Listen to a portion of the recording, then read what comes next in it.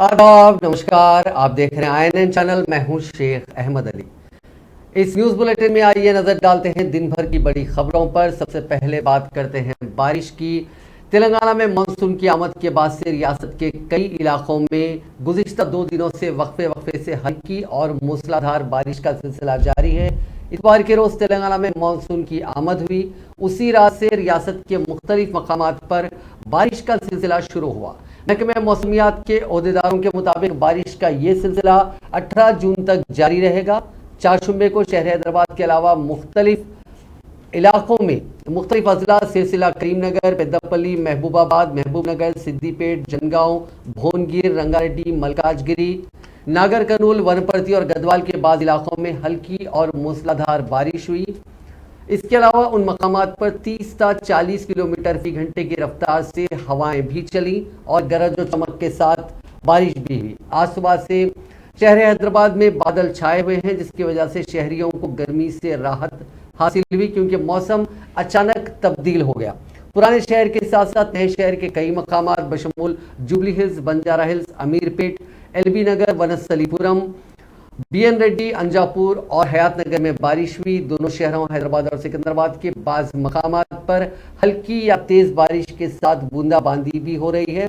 इसी दौरान महकमे मौसमियात के ओहदेदारों ने बताया कि गुज़िश्ता 2 दिनों से जारी बारिश रिकॉर्ड की गई है, जिसमें मलकाजगिरी जिले में सबसे ज्यादा 9.1 सेंटीमीटर बारिश रिकॉर्ड हुई, जबकि शहर के मजाफाती इलाके सिंगापुर टाउन में सबसे कम 5.6 सेंटीमीटर बारिश हुई। महकमे सेहत ने 1326 जायदादों पर तकर्रुरात के लिए नोटिफिकेशन जारी किया है। ये notification medical health services recruitment board की जानिब से जारी किया गया, जिसमें civil assistant surgeon, directorate of public health and family welfare की 751 जायदादें, डायरेक्टरेट ऑफ मेडिकल एजुकेशन में ट्यूटर की 357 जायदादें, वैद्य विधान परिषद में सिविल असिस्टेंट सर्जन या जनरल ड्यूटी मेडिकल ऑफिसर की 211 जायदादें और इंस्टीट्यूट ऑफ प्रिवेंटिव मेडिसिन में सिविल असिस्टेंट की 7 जायदादें शामिल हैं। इन तमाम जायदादों के लिए 25 जुलाई से ऑनलाइन तरीक़ेकार पर ये एप्लीकेशंस तलब की गई हैं। ये एप्लीकेशंस और ये नोटिफिकेशन वेबसाइट mhsrb.telangana.gov.in पर देखी जा सकती हैं। दरखास्तें दाखिल करने की आखिरी तारीख 14 अगस्त मुकर्रर की गई है। वजीर इंफॉर्मेशन टेक्नोलॉजी KT रामाराव ने कहा कि वो मेडचल को रियासत के तमाम शोबों में नंबर 1 रखने के लिए अपना भरपूर ताउन करेंगे। उन्होंने मेडचल में 1 करोड़ 80 लाख रुपए के सरफे से तामीर करदा मिनी स्टेडियम का इफ्तिताह किया। इस मौके पर मुनक़िदा तकरीब से खिताब करते हुए वज़ीर मौसूफ ने कहा कि मेडचल जो कि हैदराबाद से बहुत करीब है, उसको तमाम शोबों में तरक्की दी जा रही है। उन्होंने कहा कि मिनी स्टेडियम में इंडोर स्पोर्ट्स कॉम्प्लेक्स की तामीर, ट्रैक की तामीर के लिए दरकार 2.5 करोड़ रुपए अलॉट किए जा रहे हैं। उन्होंने कहा कि उनके काबीनी रफीक मल्ला रेड्डी की दरखास्त पर दरकार फंड फराहम किए जाएंगे। इसी तरह इस हल्के को तमाम शोबों में रियासत में नंबर 1 किया जाएगा। 2 करोड़ रुपए खुसूसी तौर पर मौजूदा मिनी स्टेडियम के अहाते में वॉलीबॉल, बास्केटबॉल, मसनूई ट्रैक और बैडमिंटन कोर्ट्स की तामीर के लिए मख्तस किए जाएंगे। उन्होंने कहा कि रियासत की तमाम ग्राम पंचायतों और बल्दियात में खेलों के मैदान बनाए जा रहे हैं। नौजवान और बच्चे उनका इस्तेमाल करें। वज़ीर ने नौजवानों से ख्वाहिश की कि वह तमाम की सेहत को बेहतर बनाने की नीयत से फराहम की जाने वाले खेलों की सहूलियत से फ़ायदा उठाएं। రూపాయల పైచీలకు ఖర్చు అయిందని చెప్పారు, కానీ మళ్ళీ నేను కోరుతా ఉన్నా ఇంకా బాగా చేయాల్సిన అవసరం ఉంది. ఎందుకంటే ఒక ఇండోర్ స్పోర్ట్స్ కాంప్లెక్స్ ఇందులో కట్టొచ్చు. దాంతో పాటు మంచి సింథటిక్ ట్రాక్ కూడా ఏర్పాటు చేయొచ్చు. ఎందుకంటే మేడ్చల్ లాంటి పట్టణానికి, హైదరాబాద్ అంటుకుని ఉన్న పట్టణానికి ఇంకా బాగా చేయాల్సిన అవసరం ఉంది. తప్పకుండా వారు అడిగినట్టు కొన్ని నిధులు కూడా వెంటనే మంజూరు చేసి దాన్ని తప్పకుండా చేసుకున్నాం. ఎందుకంటే ఇప్పుడు నేను కలెక్టర్ గారు కూడా చెప్తా ఉన్నా నా నియోజకవర్గమైన సిరిసిల్లలో మినీ స్టేడియం చాలా బాగా కట్టినాము. దానికి ఒక 3-3.5 కోట్లు ఖర్చు అయింది. దీనికి ఇంకో 2-2.5 కోట్లు ఖర్చు అయినా చాలా చక్కగా చేసుకుని తొందరలోనే మీకు అందిస్తామని చెప్పి కూడా తెలియజేస్తూ, ఈరోజు గౌరవ ముఖ్యమంత్రి కేసీఆర్ గారి నాయకత్వంలో రాష్ట్ర వ్యాప్తంగా ఒక మేడ్చల్లో కాదు రాష్ట్రంలోని అన్ని మున్సిపాలిటీల్లో అన్ని గ్రామ పంచాయతీల్లో పిల్లల కోసం ముఖ్యంగా యువత కోసం పిల్లల కోసం మీ మానసిక ఉల్లాసానికి అదే రకంగా మీ శారీరకంగా కూడా మీరు బాగుండాలి ఆరోగ్యంగా ఉండాలి అనే ఉద్దేశంతో తెలంగాణ క్రీడా ప్రాంగణాలు రాష్ట్ర వ్యాప్తంగా ప్రతి గ్రామంలో ప్రతి మున్సిపాలిటీలో కూడా రాష్ట్ర ప్రభుత్వం ఏర్పాటు చేస్తున్నది. దీన్ని అందిపుచ్చుకోవడం దీన్ని బాగా వాడుకోవడం వినియోగించుకోవడం అనేది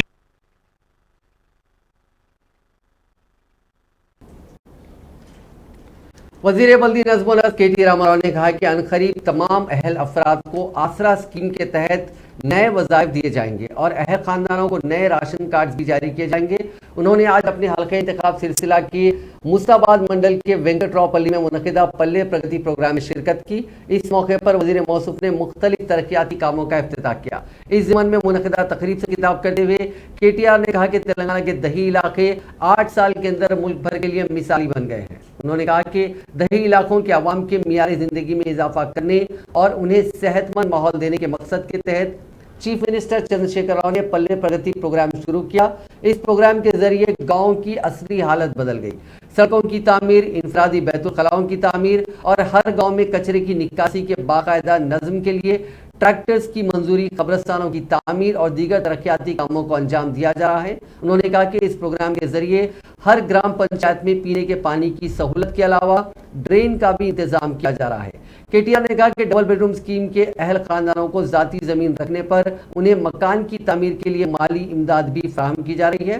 उन्होंने कहा कि पल्ले प्रगति प्रोग्राम से दही इलाकों की मईशत में इजाफा हो सकता है। वज़ीर मौसूफ ने कहा कि दही इलाकों में बेरोजगारी के खात्मे के लिए भी हुकूमत कई इक़दाम कर रही है। ज़राई मजदूरों को कौमी दही रोजगार स्कीम के तहत रोजगार फराहम किया जा रहा है। वज़ीर इंफॉर्मेशन टेक्नोलॉजी KT रामाराव ने IIIT बासर के तलबा को यकीन दहानी करवाई कि वो उनके मसाइल को वज़ीर तालीम सबीता इंदिरा रेड्डी के इल्म में लाएंगे। उन्होंने मजीद कहा कि हुकूमत तालीम के मियार को बेहतर बनाने और तलबा को दरपेश मसाइल को हल करने के लिए इक़दाम करेगी। सोशल मीडिया के अहम प्लेटफॉर्म ट्विटर पर सरगर्म KTR ने एक ट्विटर सारिफ तेजा गौड़ की जानिब से इस मसले पर तवज्जो दिलाने पर यह ट्वीट किया। वज़ीर मौसूफ के ट्वीट का जवाब देते हुए वज़ीर तालीम सबीता इंदिरा रेड्डी ने कहा कि तलबा के मसाइल पर वाइस चांसलर के साथ इजलास मुनक़िद किया गया है और तलबा के मसाइल जितना जल्द मुमकिन हो सके हल किए जाएंगे। वाज़ेह है कि तलबा यूनिवर्सिटी में मखलूआ ओहदों को पूरा करने के लिए यूनिवर्सिटी की एडमिनिस्ट्रेटिव बिल्डिंग के सामने एहतजाज कर रहे हैं। उन तलबा ने उनके मसाइल हल करने का मुतालबा किया। वज़ीर फाइनेंस हरीश राव ने 4 शुमे को इंकशाफ किया कि रियासती हुकूमत अनकरीब तेलंगाना में मुतलाशियानी रोजगार के फायदे के लिए तकर्रुरात का सालाना कैलेंडर जारी करेगी।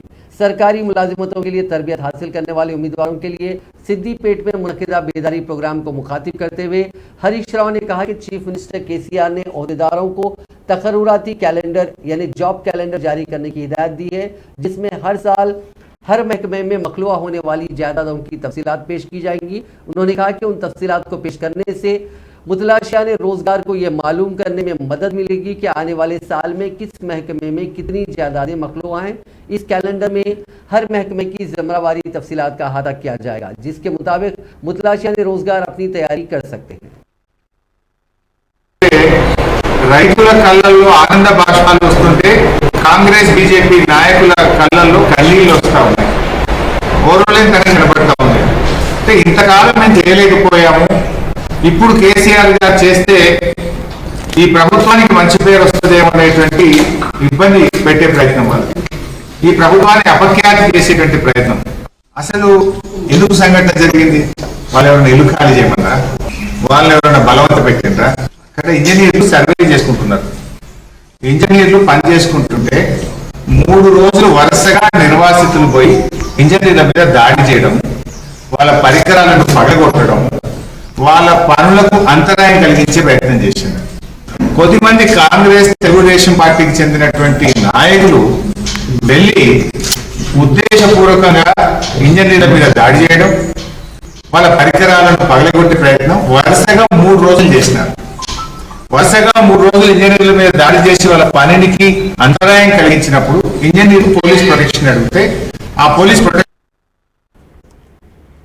वज़ीर अक़लियती और समाजी बहबूद कुपला ईश्वर ने कहा है कि फिलवक्त रियासत में मुअम्मरीन के लिए 2 ओल्ड एज होम चलाए जा रहे हैं और 11 नए ओल्ड एज होम्स की मंजूरी दी गई है। आलमी यौम मुअम्मरीन के मौके पर तेलंगाना स्टेट और सीनियर सिटीजन्स एसोसिएशन की जानिब से हैदराबाद के उप्पल में मुनक़िदा एक तकरीब से खिताब करते हुए वजीर कोपुलाईश्वर ने कहा कि चीफ मिनिस्टर चंद्रशेखर राव की हिदायत पर रियासत में मुअम्मरीन के हुकूक के तहफ़्फ़ुज़ और उनकी फलाह बहबूद के काम किए जा रहे हैं। उन्होंने कहा कि मुअम्मरीन के लिए रंगारेड्डी और करीमनगर में 2 ओल्ड एज होम चलाए जा रहे हैं। मजीद 11 ओल्ड एज होम्स की मंजूरी अमल में लाई गई है जो रियासत के मुख्तलिफ अजला में शुरू किए जाएंगे। उन्होंने कहा कि खिदमत के मकसद के तहत चलाए जाने वाले खानगी आश्रम्स को हुकूमत का मुकम्मल ताउन रहेगा। उन्होंने कहा कि हुकूमत की जानिब से हर माह मुअम्मरीन को 2000 रुपये वज़ाइफ दिए जा रहे हैं।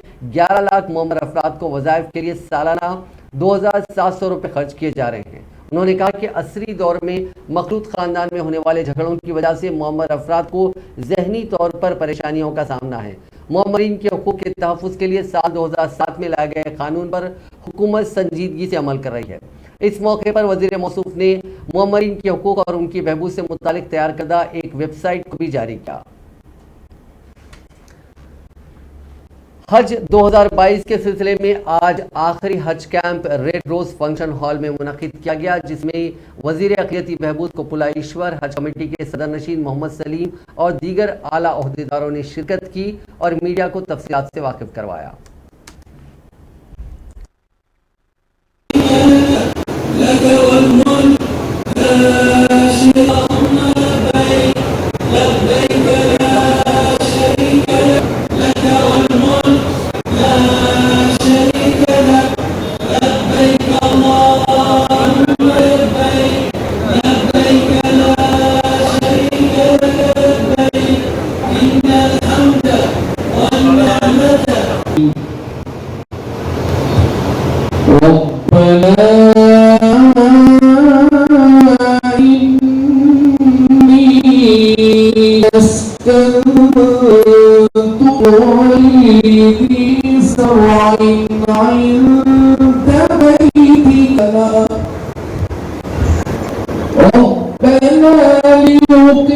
हाजी साहबान का इस्तकबाल हुआ है यहाँ पर, और आज हमारे मौलाना लोग रिजवान कुरैशी साहब, मक्का मस्जिद के इमाम साहब, मौलाना जाफ़र पाशा साहब, हमारे MLA साहब, हमारे मिनिस्टर साहब जो कंसर्न मिनिस्टर हैं हमारे, और हमारे DCP साहब, और हमारे मेंबर्स, पूरे ऑल मेंबर्स हमारे हज कमेटी के, और हमारे मक्के के अकबर साहब, और जो भी हमारे लोग हैं, police officers, all department, Safiullah साहब, सब लोग जो है यहाँ पर आज अच्छे पैमाने पे जो है हम लोग मौलाना लोग समझाए हैं हाजियों को, जो तरबियती कायम बोलते हैं, पूरे डिटेल में समझाए हैं, क्योंकि हम लोग उतना नहीं बता सकते। मुफ्ती साहिबान पूरी तरीके से वहाँ के अरकान क्या होते हैं, हज को कैसा जाना है, कैसा आना है, पूरे बताए हैं। मगर हमारे हज कमेटी के तरफ से, गवर्नमेंट के तरफ से, KCR साहब के तरफ से, मिनिस्टर साहब, हम लोग सब मिलके, हमारे जाफर भाई, हम लोग सब मिलके एक टीम वर्क करके, MIM DRS सब मिलके जो है एक टीम वर्क करके जो है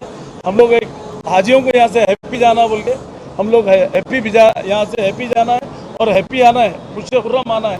और उसके लिए हम लोग एक कंट्रोल रूम भी कायम करे हैं। 18 तारीख से यहाँ पर एक कंट्रोल रूम कायम करेंगे हम। हाजी लोग जो है कुछ भी पूछना है तो कंट्रोल रूम से इत्तला दे सकते हैं।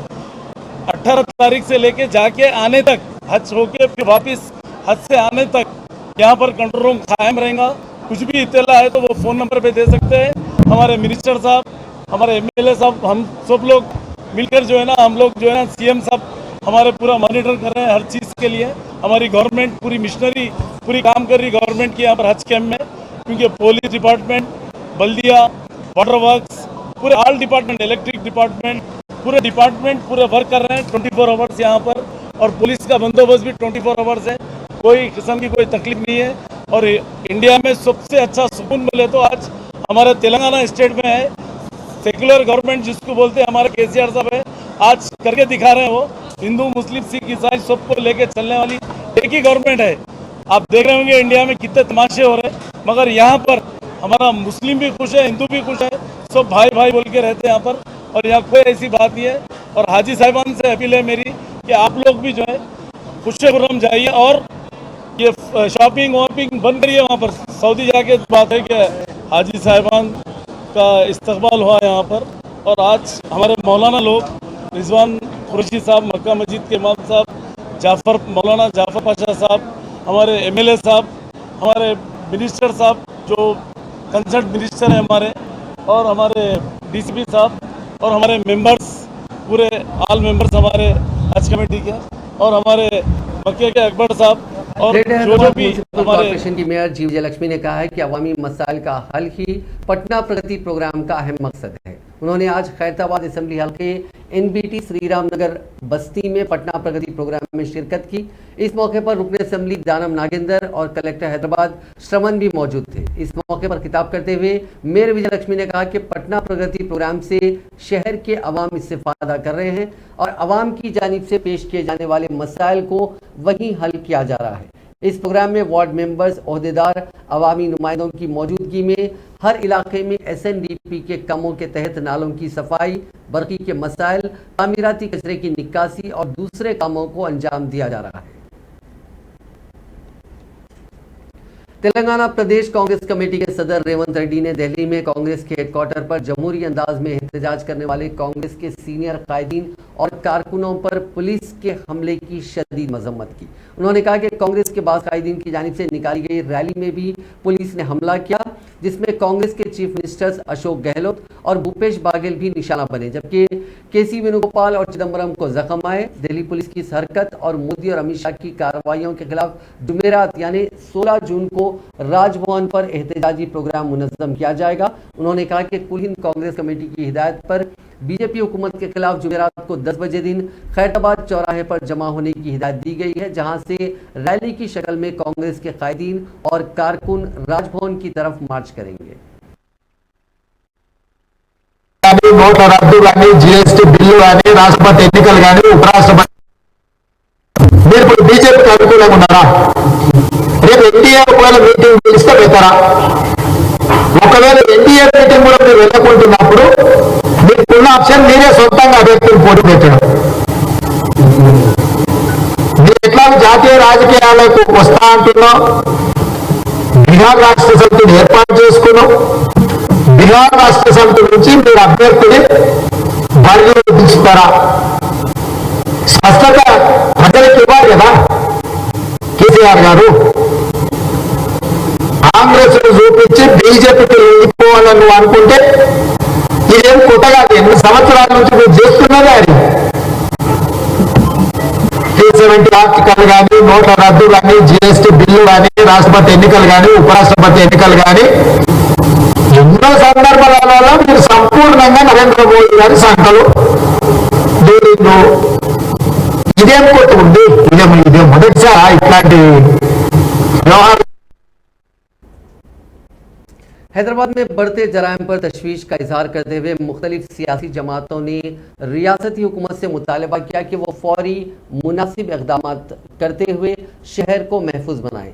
आज हैदराबाद प्रेस क्लब में कांग्रेस पार्टी की जानिब से मुनक़िद राउंड टेबल कॉन्फ्रेंस में पीसीसी सदर रेवंत रेड्डी, कारगुजार सदर गीता रेड्डी, इसके अलावा दीगर जमातों से प्रोफेसर कोदंडराम और दीगर सियासी जमातों के कायदीन ने अपने ख्यालात का इजहार किया। बहुत कुछ उसकी सिलसिला में जो भी बहुत कुछ इसके ఇప్పటికైనా మీ వ్యక్తిగత మీ కుటుంబ అవసరాల ప్రాధాన్యతలను పక్కన పెట్టి ప్రజలు ఆందోళనలో ఉన్నారు.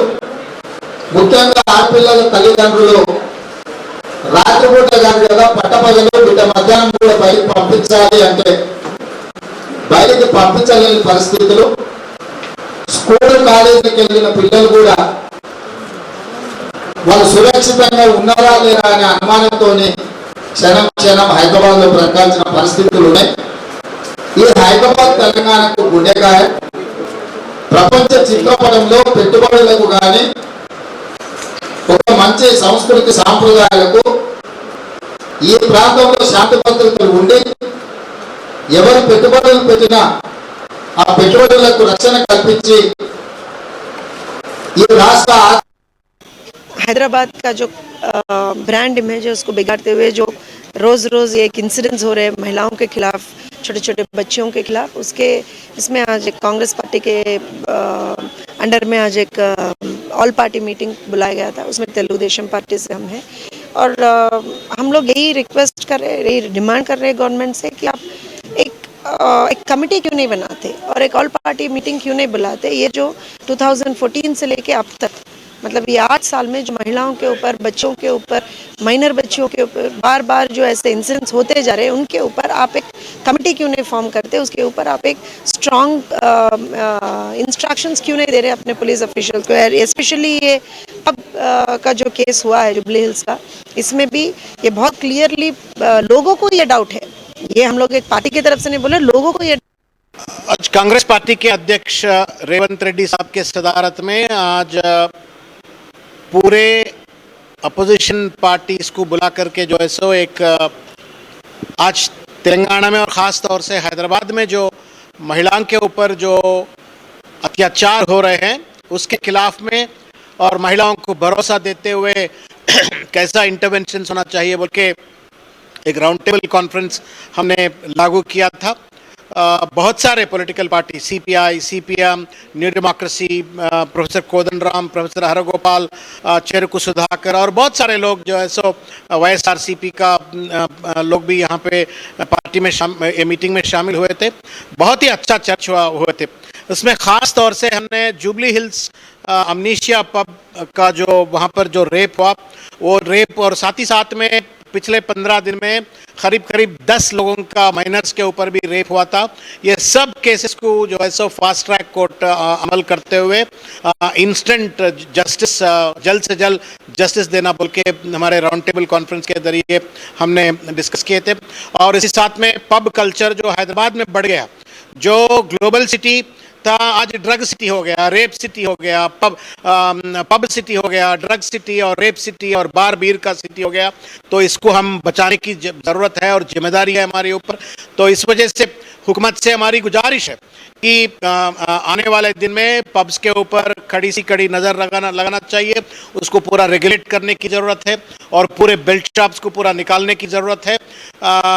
ये ऐसे 33 मुद्दे के साथ जो है सो हमने डिस्कस किया और एक रेजोल्यूशन जुबली हिल्स का वाक़ायदा हुआ उसके बारे में यहाँ राउंड टेबल मीटिंग कांग्रेस की ने आयोजित किया है और ये सब लोग यहाँ यही एक बातचीत हुआ उसी के लेकर के, लेकिन वहाँ तक सीमित नहीं हुए। बहुत कुछ उसकी सिलसिला में जो भी बहुत कुछ इसके बहस भी, बहुत कुछ मसाइल पर बहस भी चला। ये आज खासकर ये हम सब लोग ये कहना चाहते हैं कि महिलाओं के ऊपर जो जुल्म हो रहा है इसको रोकने में सरकार नाकामयाब रहा। खासकर आजकल हम ये पब्स की वजह से ये हम जो असॉल्ट्स अटैक्स हो रहा है वो बढ़ते जा रहा। तो इसीलिए इसको रोकने के लिए पहला जो है सरकार एक सख्त कार्रवाई चलाना चाहिए। जो भी जिम्मेदार है इसका, उसके ऊपर सख्त कार्रवाई चलना, इसकी जो भी ताकत को लेकर के झुकने की बात नहीं होना चाहिए। इसके खिलाफ एक बड़ी सख्त कार्रवाई चला के उनके ऊपर एक सज़ा देने की कोशिश होना चाहिए। जब गरीब लोग इस दिशा में हम देख चुके हैं, उनका एनकाउंटर किए, हम तो नहीं चाहते हैं ऐसे एनकाउंटर, लेकिन हम ये कहना चाहते हैं तब हम जिस तरीके से सरकार ने कदम उठाए उसी तरीके से आगे बढ़ने की कोशिश अब भी होना चाहिए। और साथ साथ में हम ये भी कहना चाहते हैं कि ये दारू की मामला धंधा इसको रोकने का कोशिश होना, हमेशा के लिए पूरा इसको ख़त्म नहीं कर सकते, लेकिन इसको रेगुलेट करने के लिए सरकार ने कुछ कर सकते हैं और इसको रोकने के लिए कदम बढ़ाना भी चाहिए। कांग्रेस के सीनियर लीडर व साबिक वजीर मोहम्मद अली शब्बीर ने चीफ मिनिस्टर चंद्रशेखर राव की नई दिल्ली में मगरबी बंगाल की चीफ मिनिस्टर ममता बनर्जी की जानिब से तलब करदा मुनक़िदा अपोजिशन जमातों की मीटिंग को नज़रअंदाज करने पर सख्त मजम्मत की है। मोहम्मद अली शब्बीर ने एक सहाफती बयान में कहा कि तमाम अपोजिशन जमातों की मीटिंग को छोड़कर केसीआर ने यह वाजे कर दिया है कि उनकी TRS party Bharatiya Janata party की खुफिया इत्तेहादी जमात है। अब यह साबित हो गया है कि कांग्रेस का टीआरएस को बीजेपी की बी टीम कहना गलत नहीं था। शब्बीर अली ने कहा कि चीफ मिनिस्टर केसीआर ने सबसे पहले मुल्क भर में मुख्तलिफ सेकुलर पार्टियों के सरबराहों से मुलाकात करके कांग्रेस की ज़ेर क़यादत मुत्तहदा यानी यूनाइटेड प्रोग्रेसिव अलायंस यूपीए को तोड़ने की कोशिश की, ताहम सेकुलर पार्टियों को तकसीम करने की उनकी कोशिश नाकाम हो गई क्योंकि तमाम पार्टियों ने केसीआर के तीसरे महाज के ख्याल को मुस्तरद कर दिया।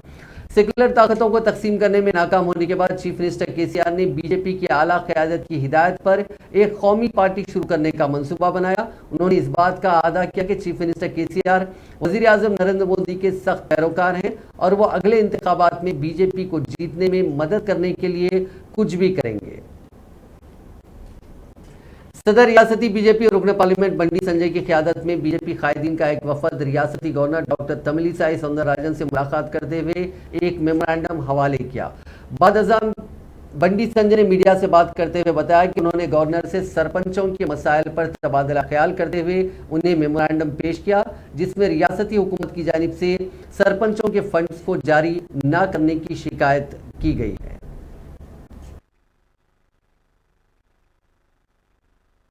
పోలీసులు లేరు, మగ పోలీసులే ఇలా మహిళల మీద బ్లౌజులు జిప్పడము, చెప్పడానికి ప్లేస్లో ముట్టడము। तेलंगाना मीडिया एकेडमी की जानिब से तेलुगु और उर्दू के सहाफ़ियों को अलहदा तौर पर 2 रोज़ा तरबियती प्रोग्राम फराहम किया जाएगा। मीडिया एकेडमी के चेयरमैन अलम नारायणा ने बात बताई। उन्होंने बताया कि ग्रेटर हैदराबाद म्युनिसिपल कॉर्पोरेशन के सहाफ़ियों के लिए 18 और 19 जून को 2 रोज़ा तरबियती प्रोग्राम मुनक्किद किया जाएगा और हैदराबाद में उर्दू के सहाफ़ियों को 25 और 26 जून को ये तरबियत दी जाएगी।